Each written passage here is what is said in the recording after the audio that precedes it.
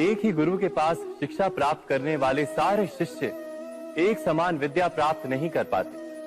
सारे शिष्य गुरु की बातें सुनते हुए अवश्य दिखाई देते हैं, उनकी पूजा करते हुए दिखाई देते हैं, किंतु एक समान विद्या प्राप्त नहीं कर पाते। क्या कभी विचार किया है ऐसा क्यों होता है? सत्य तो यह है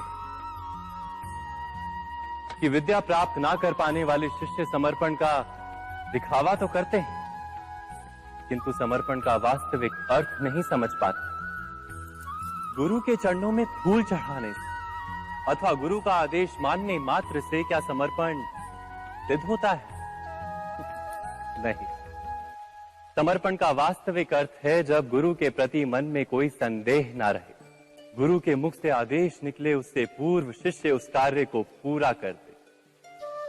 गुरु के विचारों के साथ शिष्य के विचार एक हो जाएं। शिष्य जब तक अपने गुरु में ब्रह्मा विष्णु महेश इनके रूप ना देख ले, तब तक उसका समर्पण सत्य नहीं। वास्तव में समर्पण किसी कार्य का नाम नहीं, समर्पण तो हृदय की भावना और मन की स्थिति का नाम है। अर्थात हमारे अज्ञान में क्या दोष केवल हमारे मन का नहीं? स्वयं विचार कीजिए।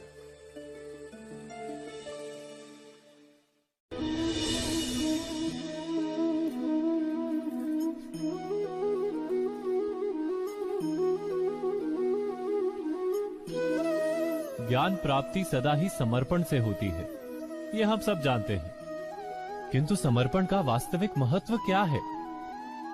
क्या हमने कभी विचार किया? मनुष्य का मन सदा ही ज्ञान प्राप्ति में विभिन्न बाधाओं को उत्पन्न करता है।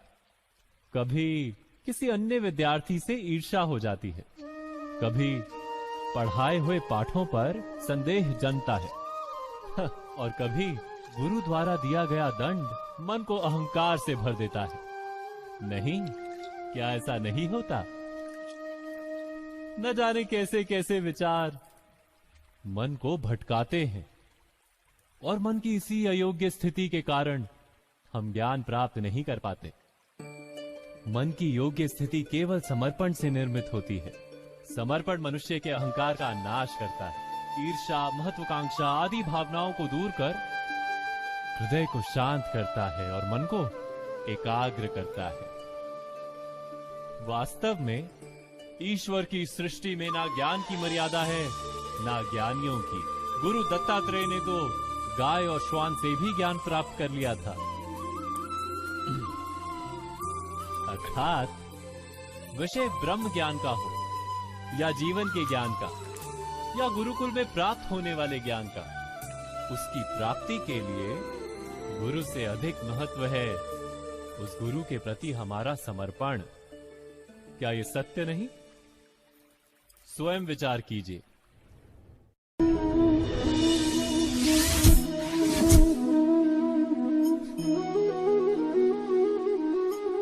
श्रेष्ठता का क्या अर्थ है? श्रेष्ठता का अर्थ है दूसरों से अधिक ज्ञान प्राप्त करना। अर्थात मूल्य इस बात का नहीं कि स्वयं कितना ज्ञान प्राप्त किया, मूल्य इस बात का है कि प्राप्त किया हुआ ज्ञान अन्य लोगों से कितना अधिक है। अर्थात श्रेष्ठता की इच्छा ज्ञान प्राप्ति को भी एक स्पर्धा बना देती है, और स्पर्धा में विजय अंतिम कब होती है?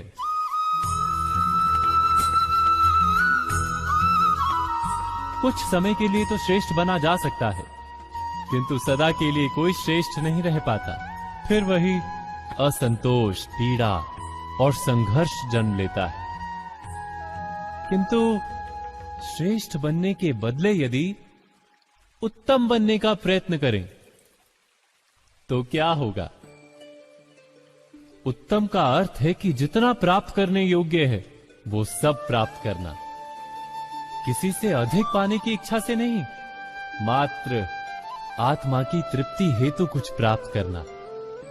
उत्तम के मार्ग पर किसी अन्य से स्पर्धा नहीं होती, स्वयं अपने आप से स्पर्धा होती है, अर्थात उत्तम बनने का प्रयत्न करने वाले को देर अबेर सारा ज्ञान प्राप्त हो जाता है।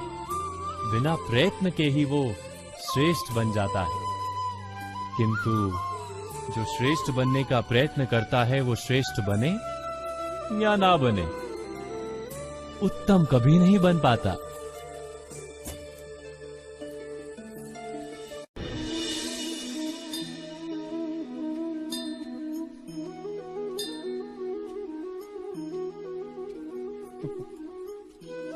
जब जब मनुष्य के सामने कोई विकट स्थिति आती है तो मनुष्य ईश्वर से प्रार्थना करता है, ईश्वर के समक्ष याचना करता है कि वो स्थिति से उभरे। किंतु इस प्रार्थना का वास्तविक रूप क्या है? क्या ये हमने कभी विचार किया है? प्रार्थना का अर्थ है अपनी सारी आशंकाएं, सारी चिंताएं, सारे संकल्प विकल्प, अपनी सारी योजनाएं ईश्वर के चरणों पर रख देना, अर्थात अपने कर्म का फल क्या होगा इसकी चिंता ना करके धर्म के अनुरूप कर्म करना, ईश्वर की योजना को अपनी नियति मानना,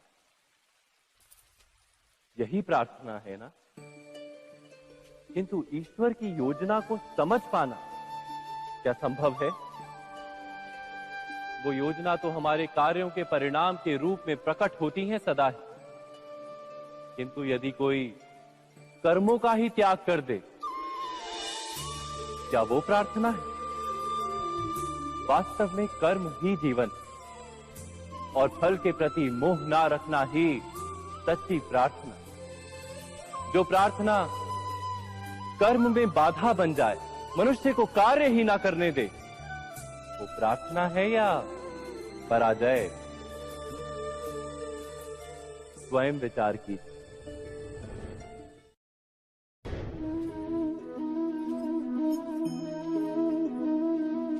मनुष्य के जीवन का चालक है भय। मनुष्य सदा ही भय का कारण ढूंढ लेता है। जीवन में जिन मार्गों का हम चुनाव करते हैं, वो चुनाव भी हम भय के कारण ही लेते हैं। किंतु क्या ये भय वास्तविक होता है? विचार कीजिए।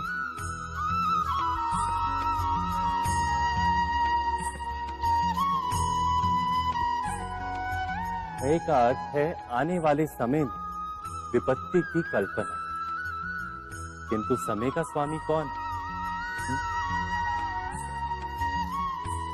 ना तो हम समय के स्वामी हैं, ना हमारे शत्रु या प्रतिस्पर्धी। समय तो ईश्वर के अधीन चलता है।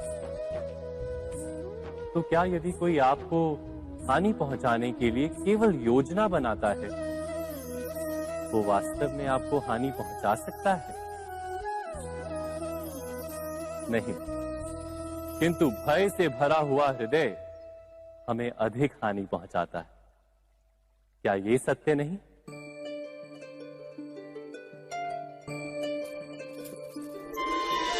विपत्ति के समय भयभीत हृदय अयोग्य निर्णय करता है और विपत्ति को अधिक पीड़ादायक बनाता है। किंतु विश्वास से भरा हृदय विपत्ति के समय को भी सरलता से पार कर जाता है। अर्थात जिस कारण से मनुष्य हृदय में भय को स्थान देता है, भय ठीक उससे विपरीत कार्य करता है। क्या ये सत्य नहीं? स्वयं विचार कीजिए।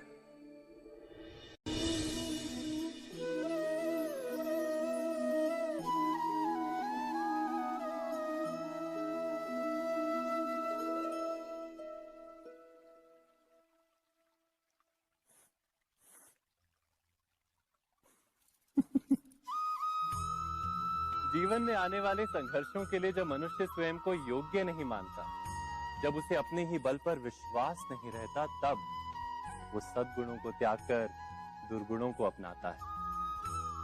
वस्तुतः मनुष्य के जीवन में दुर्जनता जन्म ही तब लेती है जब उसके अंतर में आत्मविश्वास नहीं होता। आत्मविश्वास ही अच्छाई को धारण करता है। ये आत्मविश्वास है क्या?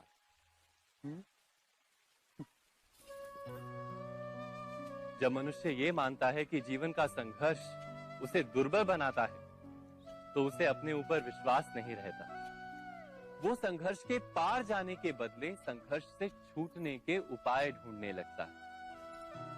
किंतु जब वो ये समझता है कि ये संघर्ष उसे अधिक शक्तिशाली बनाते हैं, ठीक जैसे व्यायाम करने से देह की शक्ति बढ़ती, तो प्रत्येक संघर्ष के साथ उसका उत्साह बढ़ता है। अर्थात आत्मविश्वास और कुछ भी नहीं, मन की स्थिति, जीवन को देखने का दृष्टिकोण मात्र है। और जीवन का दृष्टिकोण तो मनुष्य के अपने वश में होता है। स्वयं विचार कीजिए।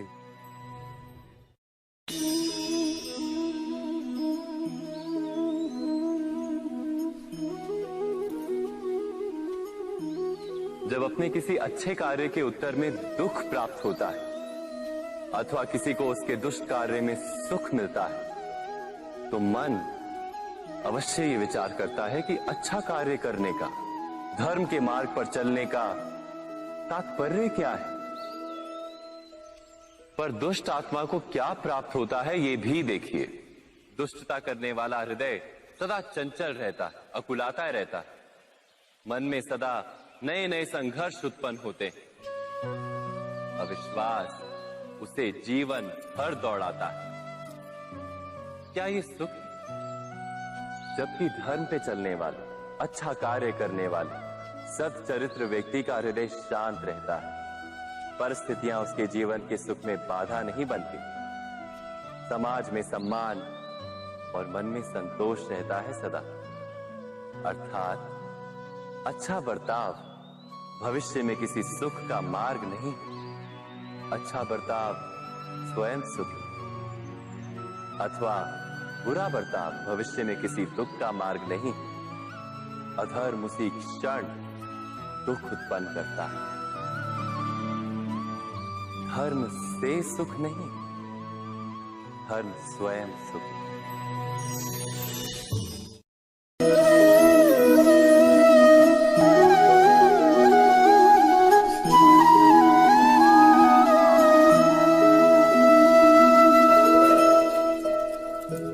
जब किसी व्यक्ति को किसी घटना में अन्याय का अनुभव होता है, तो वो घटना उसके अंतर को झकझोर देती।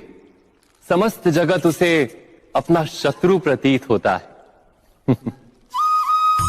अन्याय लगने वाली घटना जितनी बड़ी होती है, मनुष्य का हृदय भी उतना ही अधिक विरोध करता है। उस घटना के उत्तर में वो न्याय मांगता है, और ये योग्य भी है। वास्तव में समाज में किसी भी प्रकार का अन्याय व्यक्ति की आस्था और विश्वास का नाश है।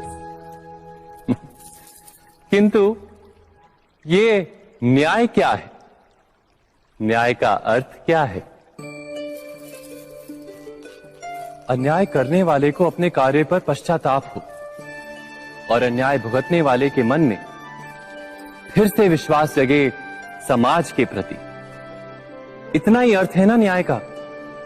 किंतु जिसके हृदय में धर्म नहीं होता, वो न्याय को छोड़कर बैर और प्रतिशोध को अपनाता है। हिंसा के बदले प्रतिहिंसा की भावना लेकर चलता है। स्वयं भोगी हुई पीड़ा से कहीं अधिक पीड़ा देने का प्रयत्न करता है। और इस मार्ग पर चलते अन्याय को भुगतने वाला स्वयं अन्याय करने लगता है। शीघ्र ही वो अपराधी बन जाता है। अर्थात न्याय और प्रतिशोध के बीच बहुत कम अंतर होता है, और इसी अंतर का नाम है धर्म। क्या ये सत्य नहीं? स्वयं विचार कीजिए। व्यक्ति को जब उसके अपराध का दंड मिलता है, तब कभी कभी उस न्याय को देखकर मन कचोटता है। प्रश्न उठता है हृदय में कि जब वो अपराध हुआ था, तब व्यक्ति भिन्न था।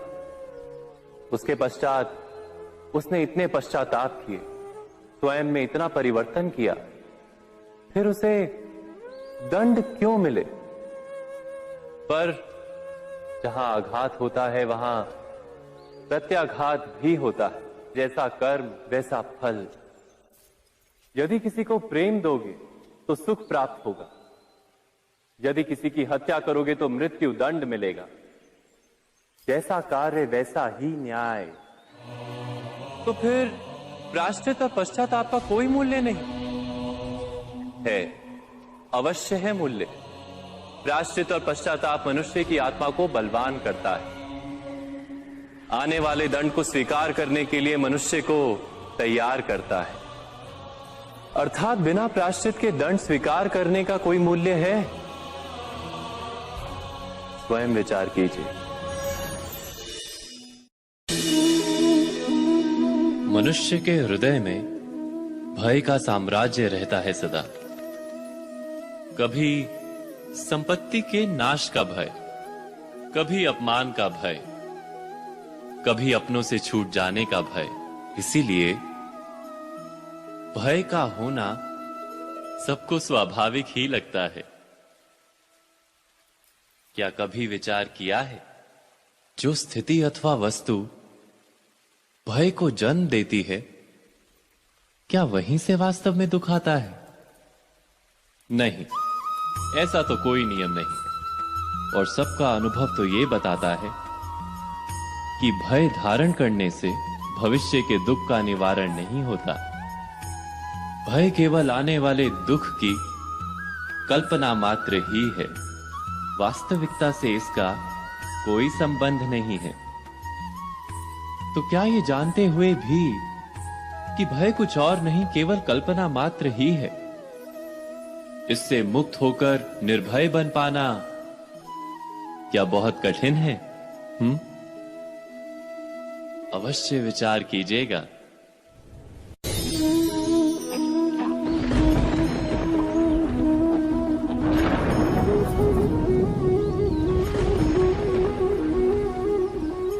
सपनों और पूर्वाभासों के आधार पर हम भविष्य के सुख दुख की कल्पना करते हैं। भविष्य के दुख का कारण दूर करने के लिए हम आज योजना बनाते हैं। किंतु कल के संकट को आज निर्मूल करने से हमें लाभ मिलता है या हानि पहुंचती है? ये प्रश्न हम कभी नहीं करते। सत्य तो ये है कि संकट और उसका निवारण साथ जन से, व्यक्ति के लिए भी और सृष्टि के लिए भी। नहीं, आप अपने भूतकाल का स्मरण कीजिए, इतिहास को देखिए। आप तुरंत ही ये जान पाएंगे कि जब जब संकट आता है तब तब उसका निवारण करने वाली शक्ति भी जन्म लेती है। यही तो जगत का चलन है। वस्तुतः संकट ही शक्ति के जन्म का कारण है। प्रत्येक व्यक्ति जब संकट से निकलता है तो एक पद आगे बढ़ा होता है, अधिक चमकता है, आत्मविश्वास से अधिक भरा होता है, न केवल अपने लिए अपितु विश्व के लिए भी। क्या ये सत्य नहीं? वास्तव में संकट का जन्म है एक अवसर का जन्म, अपने आप को बदलने का, अपने विचारों को ऊंचाई पर करने का अवसर, अपनी आत्मा को बलवान और ज्ञान मंडित बनाने का अवसर। जो ये कर पाता है उसे कोई संकट नहीं होता, किंतु जो ये नहीं कर पाता वो तो स्वयं एक संकट है विश्व के लिए। विचार कीजिए।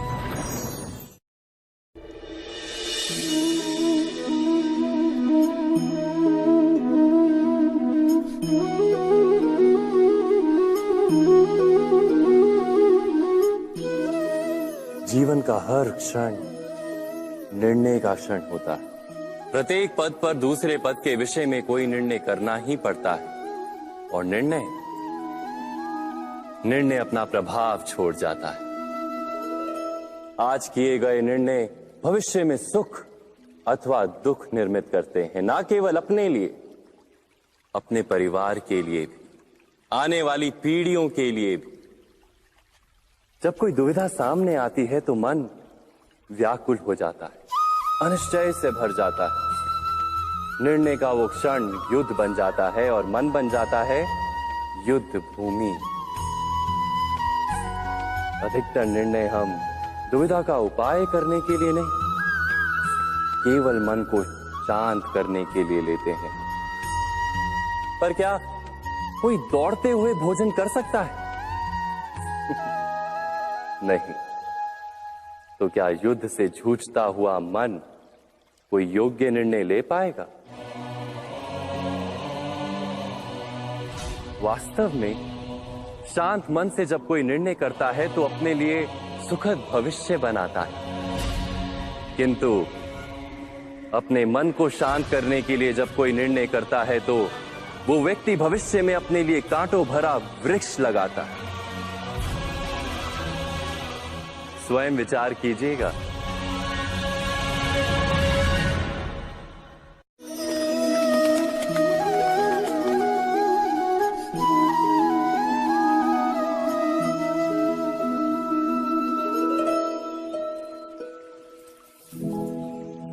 निर्णय के क्षण में हम सदा ही किसी अन्य के सुझाव, सूचना, मंत्रणा या परामर्श को आधार बनाते हैं और हमारे भविष्य का आधार हमारे आज लिए गए निर्णय के ऊपर होता है। तो क्या हमारा भविष्य किसी अन्य के परामर्श, किसी अन्य के सुझाव का फल है? क्या हमारा संपूर्ण जीवन किसी अन्य की बुद्धि का परिणाम? क्या हमने कभी विचार किया है? सबका अनुभव है कि भिन्न भिन्न लोग एक ही स्थिति में भिन्न भिन्न परामर्श देते हैं। मंदिर में खड़ा भक्त कहता है कि दान करना चाहिए और चोर कहता है यदि अवसर मिले तो इस मूर्ति के श्रृंगार चुरा। धर्म से भरा हृदय धर्ममय सुझाव देता है और अधर्म से भरा हृदय अधर्म का परामर्श देता है। धर्ममय सुझाव का स्वीकार ही मनुष्य को सुख की ओर ले जाता है, किंतु ऐसे परामर्श का स्वीकार करना तभी संभव होता है जब हृदय में धर्म हो। अर्थात किसी का सुझाव अथवा परामर्श स्वीकार करने से पूर्व स्वयं अपने हृदय में धर्म को स्थापित करना क्या आवश्यक नहीं? स्वयं विचार कीजिए।